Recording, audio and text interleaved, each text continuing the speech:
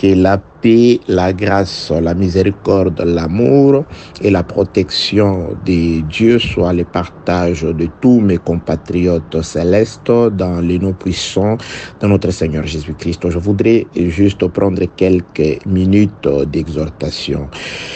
Et prenons sans plus tarder les Saintes Écritures. Je suis dans les livres de la Genèse, chapitre 27e, et j'ai fait la lecture de deux versets des Écritures. Genèse chapitre 27, le verset 15 d'abord. Ensuite, Rebecca prit les vêtements d'Ésaü, son fils aîné, les plus beaux qui se trouvaient à la maison, et elle les fit mettre à Jacob, son fils cadet. Jacob s'approcha et le baisa. Là, c'est Genèse chapitre 27, le verset 27. Jacob s'approcha et le baisa. Isaac sentit l'odeur de ses vêtements, puis il le bénit et dit, « Voici l'odeur de mon fils, et comme l'odeur d'un champ que l'Éternel a béni. » Que la paix, la grâce et la miséricorde de Dieu soient une fois de plus sur toi, mon frère, ma sœur, au nom de Jésus-Christ. Juste une petite exhortation pour te rappeler que nous sommes tenus à rester éveillés. Bien-aimés dans le Seigneur, ici, il s'agissait de la bénédiction. Il y avait deux enfants, Isaac et le fils d'Abraham, qui devait à son tour transférer la bénédiction qu'il avait reçue de son père d'Abraham. Il était arrivé le moment pour Isaac de transférer cette bénédiction à sa postérité. Il y en avait deux, Ésaü et Jacob.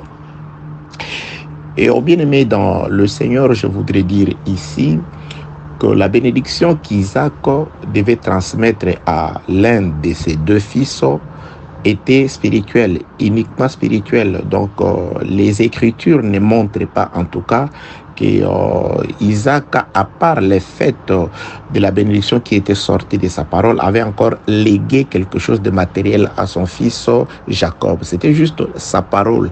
Et lorsque même Ésaü a constaté que les paroles de son père ont été dressées de manière positive sur son frère cadet, il a conçu de la haine parce que Ésaü avait compris que tout est renfermé dans la parole, qu'il y a la bénédiction du Père par la parole.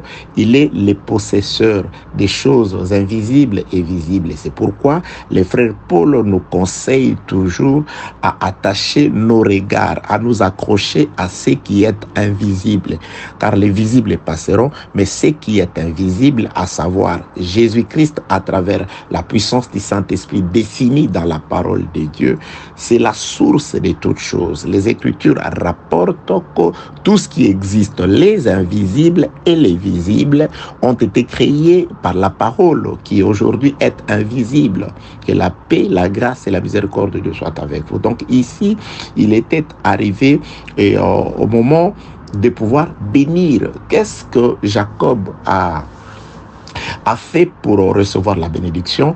Aidé par sa maman a d'abord préparé pour lui un mets qu'il devait aller présenter à Isaac pour qu'il puisse être béni. Et la maman, Rebecca, étant révélée, a compris qu'on ne peut pas se présenter pour recevoir la bénédiction vers celui qui l'a, sans avoir des vêtements opportuns, sans avoir des vêtements attendus par celui qui est le possesseur de la bénédiction.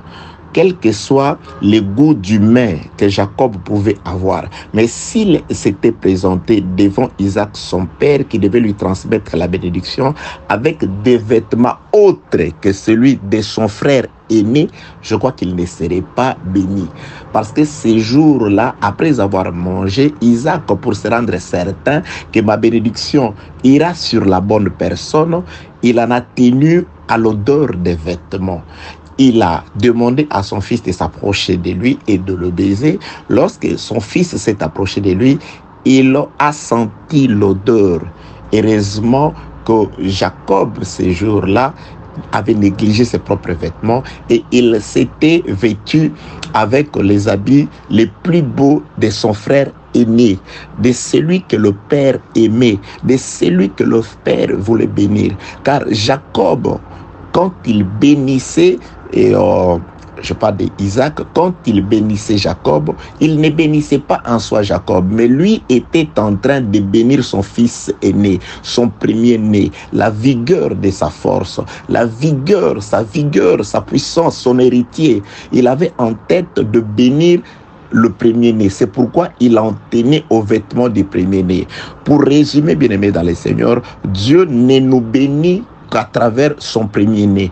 Dieu aime son premier-né. Jésus-Christ, le premier-né de toute la créature. Et nous pouvons recevoir la bénédiction de Dieu si nous allons nous retrouver dans les vêtements du premier-né, dans la vie du premier-né, dans le comportement du premier-né, dans la conscience du premier-né, dans les œuvres du premier-né. C'est pourquoi ici, le vêtement, c'était toute la vie d'Ésaü. Ésaü est parti, il a laissé son vêtement. Jésus-Christ, le véritable premier-né de Dieu, et quand il était pour partir aussi, il a inspiré aux soldats qui étaient là qu'il ne devait pas non plus partir avec ses vêtements. Comme le véritable Ésaü, il devait partir et laisser ses plus beaux vêtements. C'est pourquoi ces jours-là, lui a été exposé à l'ignominie, à l'opprobre, afin que les soldats étrangers que nous sommes aujourd'hui, les soldats de Christ, nous puissions bénéficier de ces vêtements. Gloire à Dieu. Le vêtement de Jésus-Christ aujourd'hui, c'est l'enseignement, c'est la parole.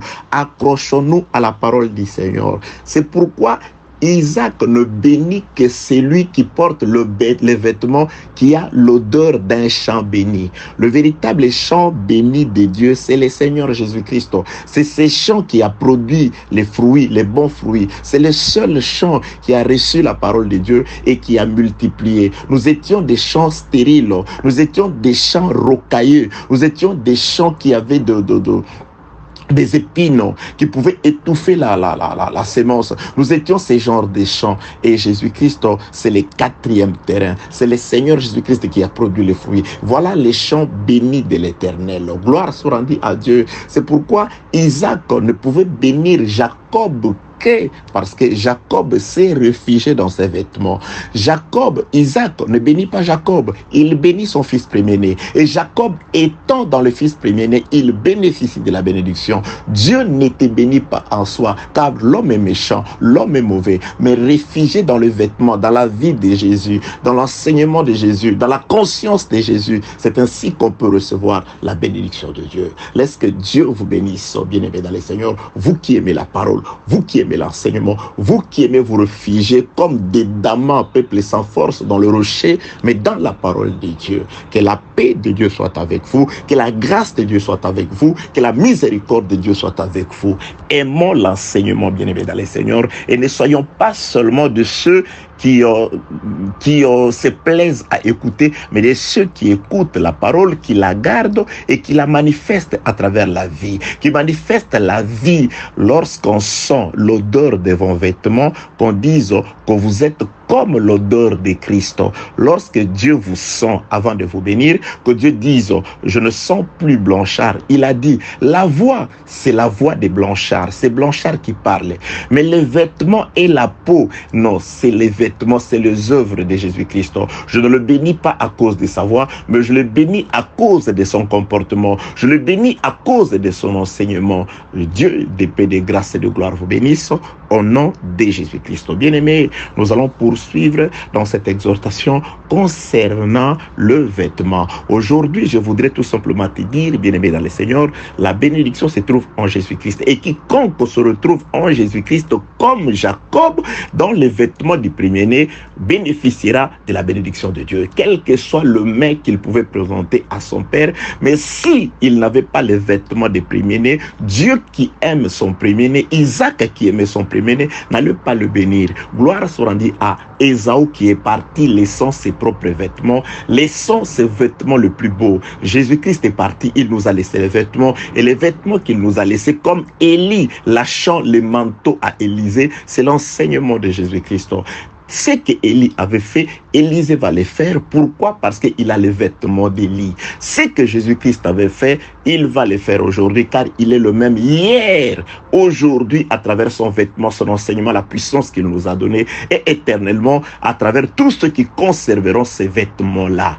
Élie est parti, il a laissé son vêtement à Élisée. Élie, vivant, il avait partagé l'eau. Élisée, avec le vêtement, pouvait faire la même chose que son père. C'est pourquoi aujourd'hui, ce que Jésus a fait, nous pouvons le faire aussi. Comment Jésus était, nous pouvons l'être aussi. Car là où est le maître, c'est là où sera son serviteur. Si le maître est dans la sainteté, le serviteur sera dans la sainteté. Si le maître est dans la crainte de Dieu, le serviteur sera dans la crainte de Dieu. Laisse que la paix de Dieu qui dépasse toute intelligence vous garde et conserve vos cœurs en Jésus-Christ.